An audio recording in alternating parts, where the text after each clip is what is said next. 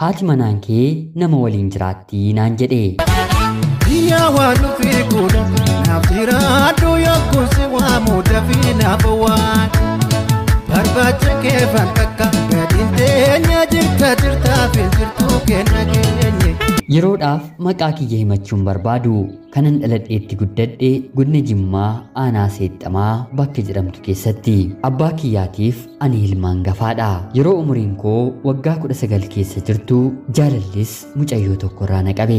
Haalli jaalala keenyaas gaarii waan na tureef yeruma sana haadha manaa kiyya godhachuun qaba jedheen abbaa kiyyatti ni madhe. Abbaan kiyyas maal yaa mucaa koo atoo daa'imaa yoom fuudhaaf keessee jechuun yeroo na gaafatu lakki yaa abbaa ani mucayyoo kana baay'ee jaalladhe waan jiruuf na fuusisaa jechuun isan gaafadhe. Abbaan kiyyas ilmaan gafaasaa waan hin ta'eef tole naaf jedhee jaarsa ergee maatiin talaa naaf gaafate. Isaanis ijoollee ta'uu koo jaallachuu baatanis maatiin keenya wanta walitti deemuuf tole jedhanii mucaa isaanii naaf kennani. Wanta nama ajaa'ibu yeroo sanatti ani qabeenya kan jedhamu meezoo tokko hin qabu. Waan hunduma isaa jalqabaa hanga xumuraatti abbaa fi haadha kootu baasii baasee gaa'ela godhee mucayyoo sana haadha manaa koo naaf godhani. Mucaa kana waliin bultii waliin jaarrannes jaalalli keenyi homaa mudaa tokko ton qabaatiin yeroo gaarii maatii gammachuu taanee waliin dabarsuutti fufne. Otuma kanaan jirrus rabbi nu gargaaree haati manaa koo gadameessa isheetti daa'ima naaf qabatte. Maqaa ishee yeroo hedduu magaallee koo jedheen ishee waammadha. Dubartii magaala bareedduu yeroo kufaltus yeroo dubbattus wanta hundumaan miira kiyya boojjitudha. Turtii baatii 9 fi torbee 2 booddees magaalleen koo daa'ima naaf godhattee abbaa daa'imaan ta'e. Egaan akka guddina keenyaa anas ta'e haadha manaa koo baay'ee gadi bu'aadha. Baadiyaa keessatti yeroo isaatti gaarii jedhamee ilaalamus haa ta'uutii garuu haalli amma daa'ima ofiitti guddifatan baay'ee kunuunsuu waan barbaachisuuf qabeenyi maatii keenyarraa fudhannee ittiin jiraannu daa'ima keenya akka nuti barbaanne nuuf gochuu akka hin dandeenye hubanne. Sababa kanaanis haadha manaa kootiin biyyaan baan deemaa daa'ima keenya haala gaariin guddifachuu qabnaa jedheen isheen gaafadhe. Isheenis lakki annan deemaa waggaa tokko naaf haa xumurtuu jetti yeroo na gaafattu hin ta'u ati daa'ima seeraan nuuf qabii si biratti yoo guddatte waan hundumaan daa'ima nu gammachiistu taatee ani nan deema jedhee ishee dideen karaa galaanaa rabbi na gargaaree turtii naannoo baatii 2 ta'u keessatti Saawud Arabiyaan seene. Akkuman seeneen dalagaa argachuu baadhus haa ta'utii garuu dalagaa akkuman argadheen miindaan baatii tokko akkuma naaf kanfalameen akka hiriyoota koo wantoota na barbaachisan guuttachuuf fedhii otoo hin godhatiin daa'imni koo itti naaf haa guddatuuf qarshiin argadhe wanta qoonqoo koof na ga'u irraa hambifadheen haadha manaa koof erge.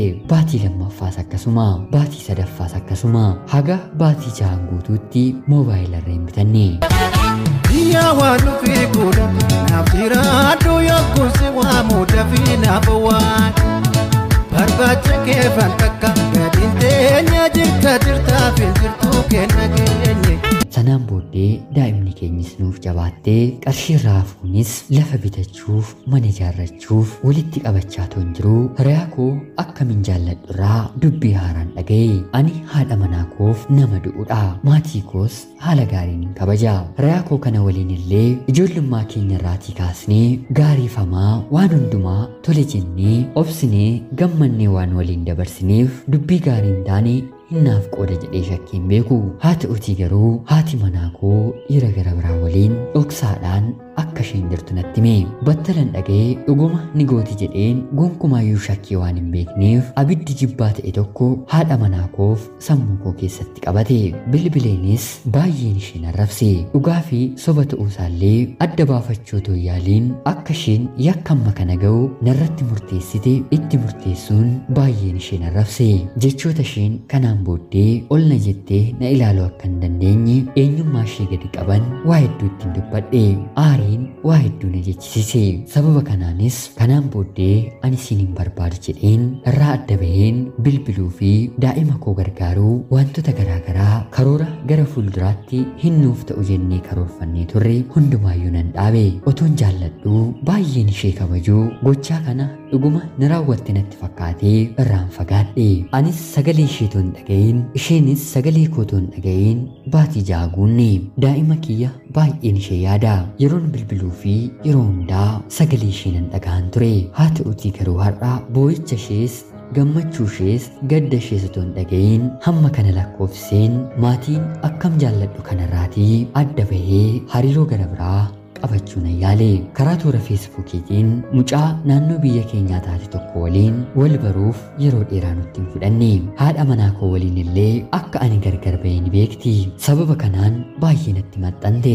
Booddee irrattis jaalalli ishee irraa otoo nan qabiin waanuma haasoo akka jaalalaa jalqabeen otoo ittiin amaniin haga niikaa godhannutti geenye. Haadha manaa kiyya duraarraa adda bahuu kiyyas otuma didanii maatii kiyyatti himeen waa hunda amansiise. Ishee lammaffaa kana waliinis haga baatii lakkoofsise. Haa ta'utii garuu yaannii fi garaan koo kan jiru haadha manaa koo duraarraa. Otuun daa'ima qabuu maatii gara biraa nan dhaabbadha jedheen yeroon yaadu sammuu koo maraadhu na godha. Biyya waan nufi godha naaf jiraadhu yookuun si waamu dafii naaf waan barbaacha kee fakkaaka gadiin teenya jirtaa fi jirtuu kenna keenye. Tarii carraa tokkollee hin beekan jedheen karaa toora feesbuukii haadha manaa koo dubbiseen dhiifama akka naaf gootuun ishee gaafadhe. Isheenis anaaf waa hundarratti garaa laafti. Jechootan hamma kana dubbadhee mooraal ishee tuqee hundumaa dhiistee waama fe'e ta'uyyuu ati abbaa daa'ima kootinaan jechuun dhiifama naaf goote. Baay'ees keessi koo gammade. Ergan isheerraa adda bahee nama hir'uu ta'een ture. Haa ta'utii garuu guyyaa ishee waliin taphadheen haasa irraatii kaasee nama guutuu nan ta'e. Haa ta'utii garuu haati manaan koo magaalleen koo dubbii icciitii ana bira jiru isheen hin dhageenye ni qabdi. Ani dubartii gara biraa waliin dhoksaadhaan niikaa godhadheera. Isheen kunis hin na fuudha jettee abdii guddaadhaan na eeggachaa jirti. Baay'ee ni jaallatti. Akkanan haadha manaa koo waliin walitti deebi'e illee hin beektu. Yoon itti hime sammuu isheeyyuu ni maraata. Haati manaa koo immoo qofaa ishee daa'ima guddisuun waan itti ulfaateef haadha isheetti daa'ima ishee laattee akkuma koo biyyaan baatti malteetti. Maqaa koo fi maqaa isheetiin lafa biteen manallee irratti ijaarsisaa jira. Amma amantaa guddaan irraa qabdi. Yoo waa'ee mucayyoo niikaa naaf hidhattee dhageesse ammas dhuguma akka isheen aartee isa dhumaadhaaf anarraa adda baatu homaa shakkii tokkollee hin qabu. Mee hiriyoonni koo yaada keessan naaf qooda. Ani dhiphadheen yaada kanatti sammuu dhukkubsachaan jira. Yaada furmaatan siif ta'anaan jettan komentii jalatti naaf qooda. Jaalallee koo magaallee koo bakka jirtutti ana abbaa manaa kee abbaa ilmoo kee baay'een si jaalladhu. Saawud Arabiyaarraa ulfaadhaa nagaatti galatoomaa. Biyya waan nufi godha naaf jiraadhu yookuun si waamu dafii naaf waan barbaacha kee fakkaaka gadiin teenya jirtaa fi jirtuu kenna keenye.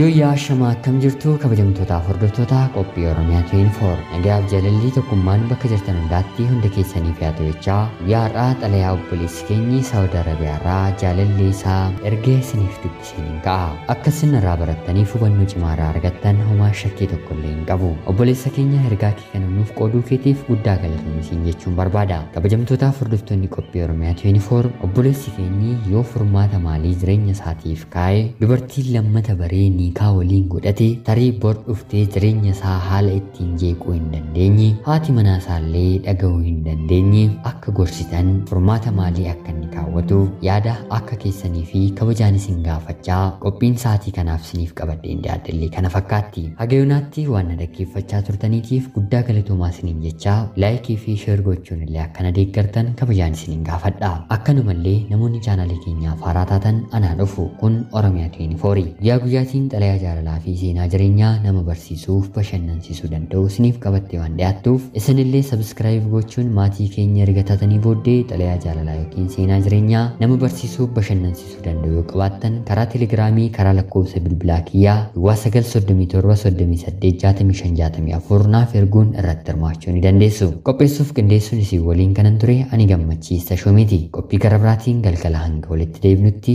bakka jirtan maraan turtii gaarii. Biyya waan nufi godha naaf jiraadhu yookuun si waamu dafii naaf waan barbaacha kee fakkaaka.